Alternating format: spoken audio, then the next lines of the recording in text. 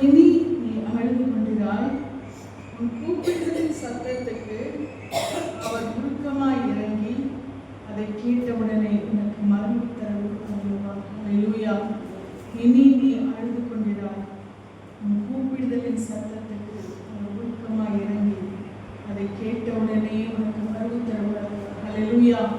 இன்றைக்கு ஆண்டவர் சொல்லுகிற வார்த்தையின்படியாய் நம் கூப்பிடுதலின் சத்தத்துக்கு அவர் நமக்கு உருக்கமாய் இறங்கி அவர் மறு உத்தரவு கொடுக்கிற தேவனாய் இருக்கிறார். அல்லேலூயா.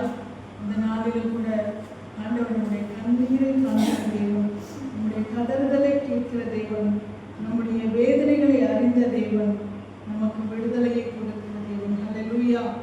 இந்த நாளிலும் கர்த்தர் சொல்லுகிற இந்த வார்த்தையின்படியாக இனி அழுது கொண்டிராதபடி கர்த்தர் நாம் கூப்பிடும் பொழுது அவர் நமக்கு மறு உத்தரவு அருளுகிறார். அல்லேலூயா. சாதாரணமாக உருக்கமாய் அவர் இறங்கி நமக்கு மறு உத்தரவு அருளுகிற தேவனாய் இருக்கிறார். அல்லேலூயா. இதுவரைக்குமாய் நான் கூப்பிடுதலுக்கு கர்த்தர் கேட்கிற அந்த செவிகள் எனக்கு அடைக்கப்பட்டதோ என்று சொல்லி கதறுகிற வேலைகளை கர்த்தர் இன்றைக்கு நமக்கு சொல்லுகிற வார்த்தை, அவர் உருக்கமாய் இறங்கி மறு உத்தரவு அருள்வார். ஆமென். நாம் சங்கீதம் 42 படியாய் வாசிக்கிறோம். 1-2. சங்கீதம் 42 1-2.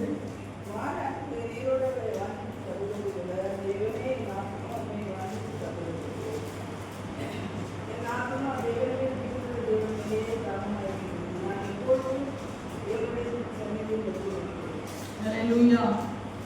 மானானது நீரோடைகளை வாஞ்சித்து கதறுகிறது போல தேவனே என் ஆத்துமா உம்மை வாஞ்சித்து கதறுகிறது. என் ஆத்துமா தேவன் மேல், ஜீவனுள்ள தேவன் மேலேயே தாக்கமாயிருக்கிறது. நான் எப்பொழுது தேவனுடைய சந்நிதியில் வந்து நிற்கிறேன். ஆமென். மானானது நீரோடைகளை வாஞ்சித்து கதறுகிறது போல. அல்லேலூயா. எத்தனையோ தடவை நம்முடைய கதறல்கள் ஒரு எக்ஸ்ட்ரீமை தாண்டி கூட போயிருக்கலாம். அல்லேலூயா. நாம் கதறிக்கொண்டே இருப்போம், நாம் கூப்பிட்டு கொண்டே இருப்போம், நாம் அழுது கொண்டே இருப்போம். அந்த கதறுதலுக்கு நமக்கு பதில் கிடைக்கிறதா என்று சொன்னார். சில வேளைகளிலே அந்த பதில் நமக்கு ரொம்ப தாமதமாக இருக்கும், சில வேளைகளிலே பதில் கிடைக்காமலேயே இருக்கும்.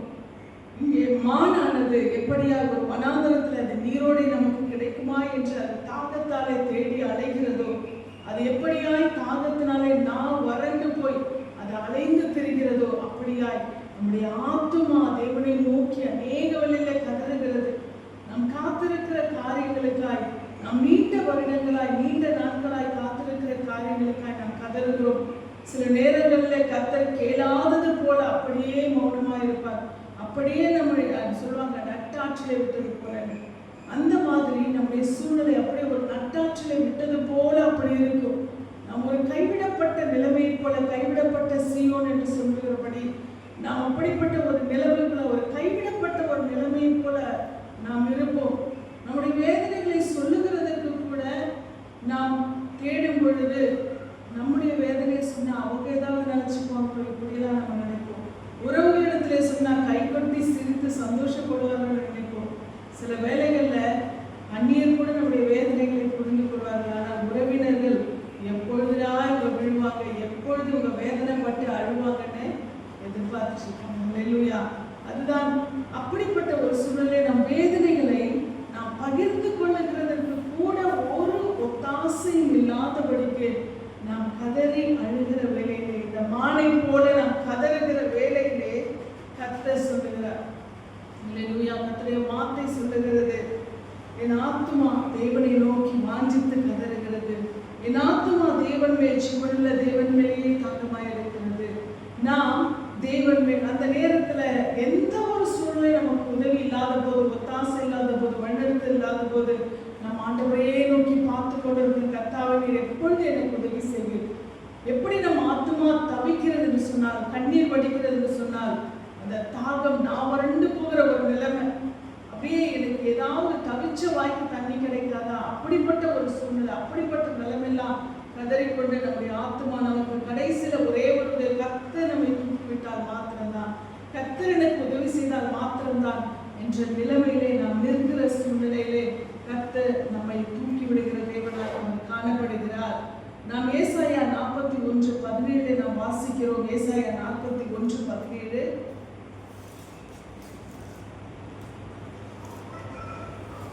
ஏசாயா 41:17. சிறுமையும் எளிமையுமானவர்கள் தண்ணீரை தேடி அது கிடையாமல் அவர்கள் தாகத்தால் நாம் வரலும் போது கர்த்தராகிய நான் அவர்களுக்கு செவி கொடுத்து இஸ்ரவேலின் தேவனாகிய நான் அவர்களை கைவிடாதிருப்பேன். ஹல்லேலூயா. சிறுமையும் எளிமையுமானவர்கள் தண்ணீரை தேடி அது கிடையாமல் அவர்கள் நாம் தாகத்தால் வரும்போது, ஹல்லேலூயா, சிறுமையும் எளிமையுமானவர்கள் தண்ணீரை தேடி என்று சொன்னால் ஒரு எதிர்பார்ப்பு, ஒரு அங்கலாய்ப்பு. அதாவது தண்ணீரை தேடி என்று சொல்வது தண்ணீரை அல்ல, சூழ்நிலைகள் அப்படியாய் அப்படி ஒரு வறண்டு போன ஒரு நிலைமை, வாழ்க்கை ஒரு வறண்டு போன நிலைமை, ஒரு நெருக்கடியை சந்திக்கிற நிலைமை, ஒரு உதவுமானற்ற நிலைமை. எப்படி ஒரு அந்த வசனம் சொல்லுது, எப்படியா அவனுடைய வசனம் 35:1-2 நாம் வாசிக்கிறோம். அதே ஏசாயா 35:1-2 வாசிக்கிறோம்.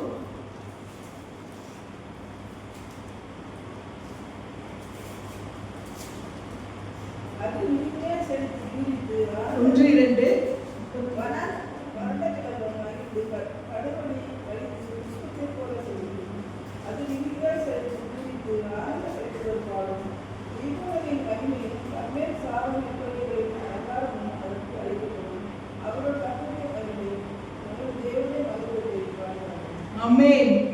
எப்படியா வனாந்தரமும் வறண்ட நிலமும். வனாந்தரம் எப்படி இருக்கும்? வனாந்தரம் எப்படி இருக்கும்? ஒண்ணுமே இல்லாத அங்க தண்ணி ஊற்றினால ஊத்துன அடையாளம் கூட தெரியாது வனாந்தரத்துல. ஏன்னா ஃபுல்லா மணற்பாங்கான ஒரு சூழ்நிலை. அதுதான் என்னது? வனாந்தரத்தின் நிலைமை, வறண்ட நிலம்.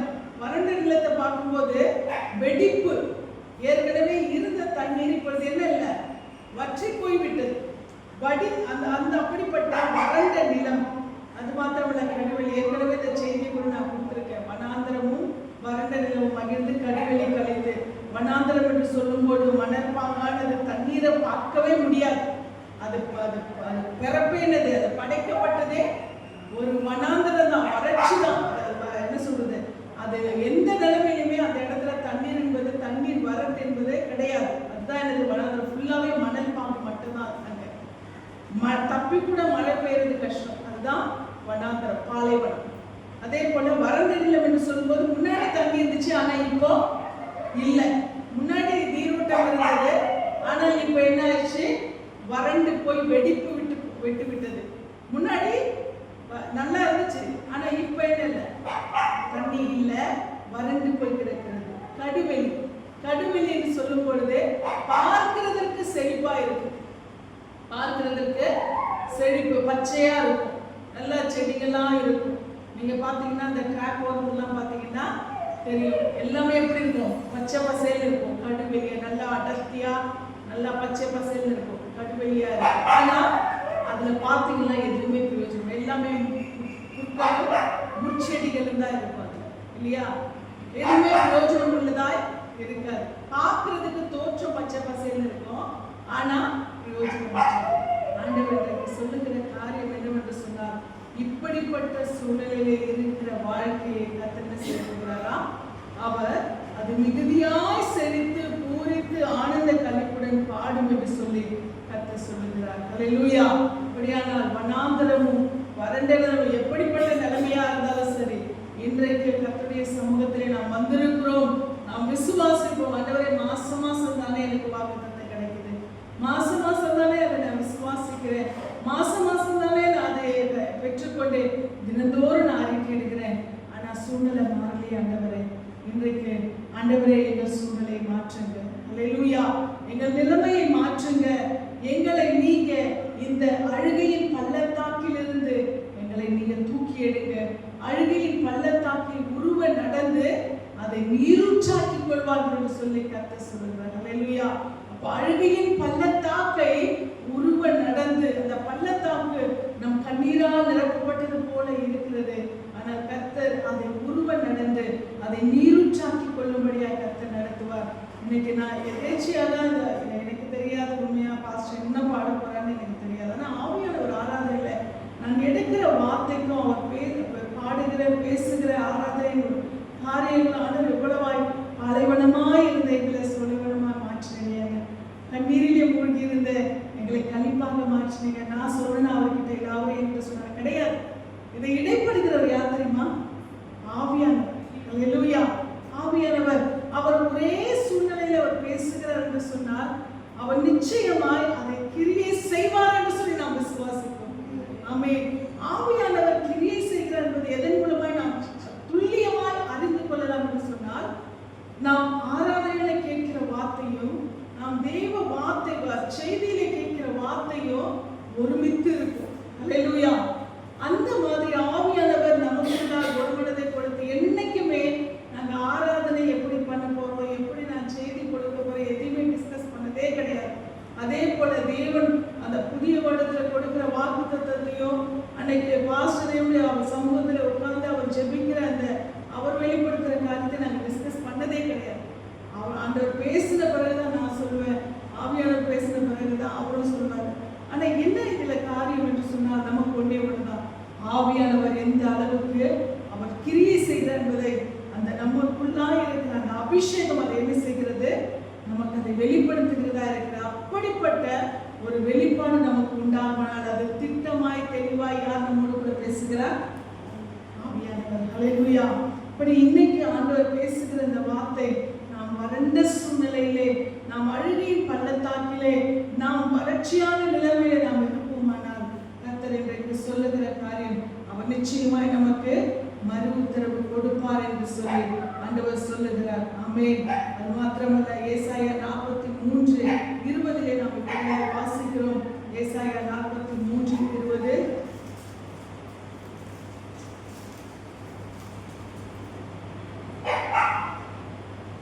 ஏசாயா 43:20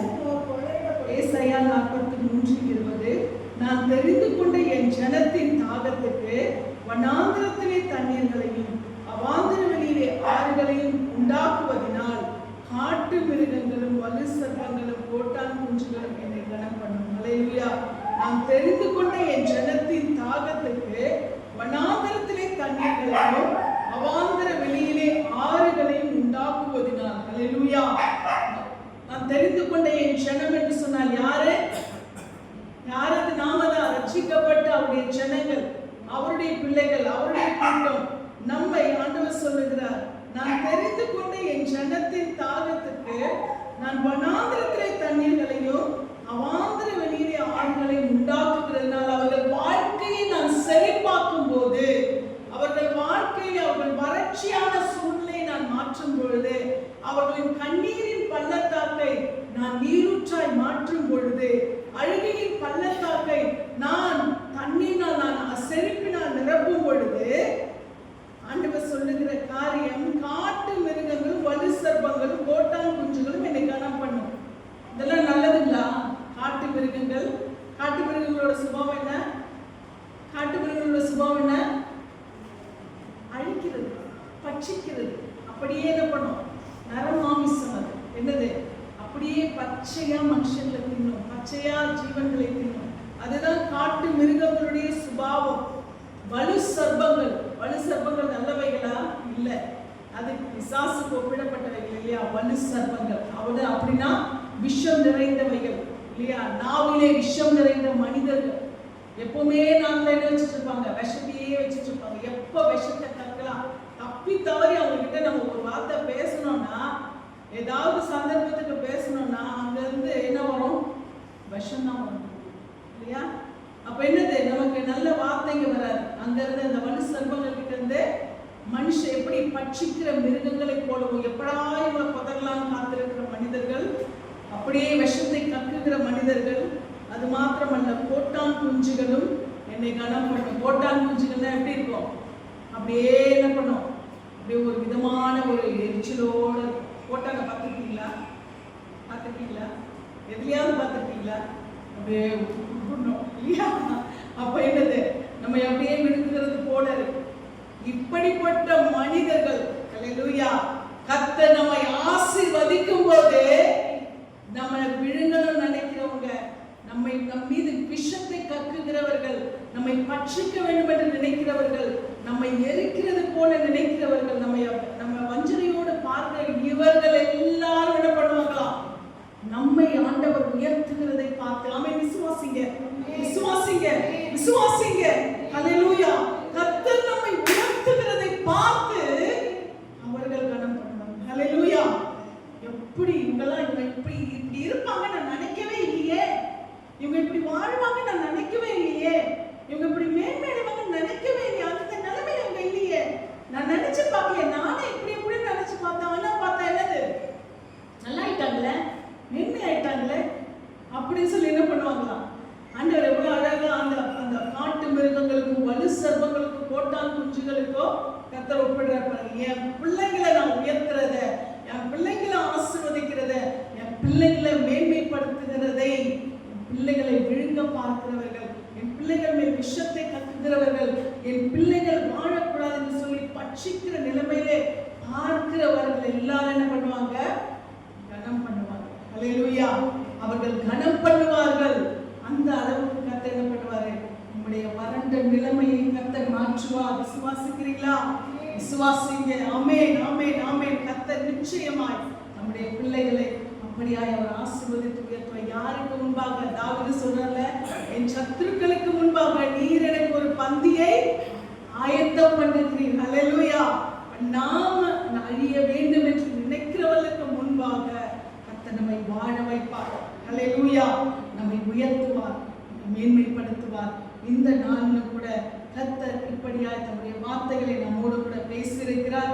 அது மாத்திரமல்ல, ஆவிக்குரிய நிலைமையிலே கர்த்தர் நமக்கு சொல்லுகிற காரியம் ஏசாயா 44:3 தாகமுள்ளவன் மேல் தண்ணீரையும் வறண்ட நிலத்தின் மேல் ஆறுகளையும் ஊற்றுவது போல நான் என்ன பண்ணுவேன்? உன் சந்ததியின் மேல் என் ஆவியையும் உன் சந்தானத்தின் மேல் என் ஆசீர்வாதத்தை என்ன பண்ணுவேன்? நான் ஊற்றுவேன். அல்லேலூயா. ஆண்டவர் எப்படியாய் தாகமுள்ளவன் மேல தண்ணீரையும் வறண்ட நிலத்தின் மேல ஆறுகளை எப்படியாய் வறண்டு போன நிலைமையை கர்த்தர் மாற்றுகிறாரோ, கர்த்தர் அப்படியாய் ஆசீர்வதித்து நம்முடைய சந்ததியின் மேல் என்ன பண்ணுவாரா? அவருடைய ஆவி. அல்லேலூயா. கர்த்தர் நம்முடைய சந்ததியின் மேலும் அந்த ஆவியை ஊற்றுவார். நம்முடைய சந்தானத்தின் மேல், அல்லேலூயா, நம்முடைய பொருளாதாரத்தின் மேல் அவர் தம்முடைய ஆசீர்வாதத்தை ஊற்றுவார். ஆமென். இந்த காலை வேளையில இந்த மே மாதத்துல சொல்வாங்க, உலகமெல்லாம் உழைப்பாளர் தினத்தை கொண்டாடி கொண்டிருக்கிற இந்த நாள் இது. அல்லேலூயா. இந்த நாளில் கர்த்தர் உங்கள் உழைப்பின் பிரயாசத்தை ஆசீர்வதிப்பார். நீங்கள் உழைக்கிற அந்த முயற்சியை ஆசீர்வதிப்பார். நீங்கள் உழைப்புக்காக தேடிக்கொண்டிருக்கிற முயற்சியை கர்த்தர் ஆசீர்வதிப்பார். அல்லேலூயா.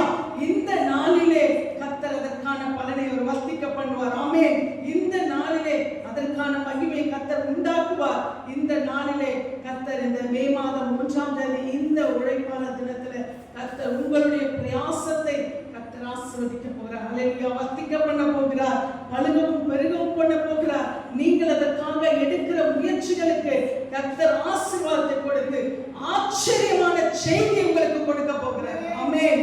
கர்த்தர் இந்த வேளையிலே நம்மோடு கூட பேசிக் கொண்டிருக்கிறார். கடைசியா நம்ம யோவான் 7:37 வாசிக்கும் பொழுது ஆண்டவராகிய இயேசு கிறிஸ்து பண்டிகையின் கடைசி நாளிலே அவர் நின்று சத்தமிட்டு, எவன் தாகமாயிருக்கிறானோ அவன் என்னிடத்திலே வந்து பானம் பண்ண கடவன் என்று சொல்லி கர்த்தர் நமக்கு ஆவிக்குரிய தாகத்தையும் நமக்கு தீர்க்கிறவராய், நமக்கு ஜீவ தண்ணீராய் அவர் இருந்து நம்முடைய ஆவிக்குரிய நிலைமையிலே கர்த்தர் நம்மை ஆசீர்வதித்து நமக்கு வேண்டிய எல்லாவற்றையும் எல்லா ஆவிக்குரிய நிறைவுகளையும் கர்த்தர் கொடுக்க வல்லவராய் இருக்கிறார். என்னதான் ஆசீர்வாதங்களை பெற்றுக்கொண்டாலும் நாம் கர்த்தருடைய ஆவியிலே, கர்த்தருடைய அபிஷேகத்திலே, கர்த்தருடைய வார்த்தை என்ற நிறைவிலே நாம் காணப்படும் பொழுது அந்த ஆசீர்வாதத்தை நாம் எப்பொழுதும் தக்க வைத்துக் கொள்ள முடியும். அல்லேலூயா.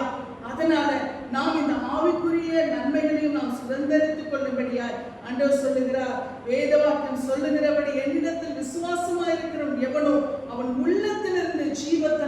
நதிகள் ஓடும். ஹல்லேலூயா.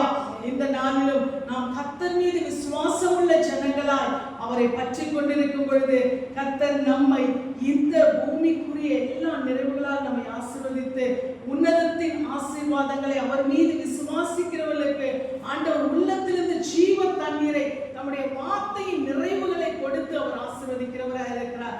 அப்படியானால் கர்த்தர் இந்த பூமிக்குரிய நன்மைகளையும் உன்னதத்துக்குரிய நன்மைகளையும் கர்த்தர் நமக்கு கொடுத்து அவர் ஆசீர்வதிக்கிறவராக இருக்கிறார். அதனால இன்றைக்கு கர்த்தர் நமக்கு சொல்லுகிற வார்த்தையின்படியா நீ இனி அழுது கொண்டிராய். ஆமென். நீ கூப்பிடுதலின் சத்தத்துக்கு அவர் உருக்கமாய் இறங்கி அதை கேட்டவுடனே உனக்கு மறு உத்தரவு அவர் அருளுவார். தாகத்தாலே நாவறண்டு போன நிலைமையை கர்த்தர் மாற்றி நம்முடைய வாழ்க்கையிலே அவர் செழிப்பை கட்டளையிட அவர் வல்லவராக இருக்கிறார். கர்த்தருடைய நாமத்துக்கு மகிமை உண்டாவதாக. ஆமென்.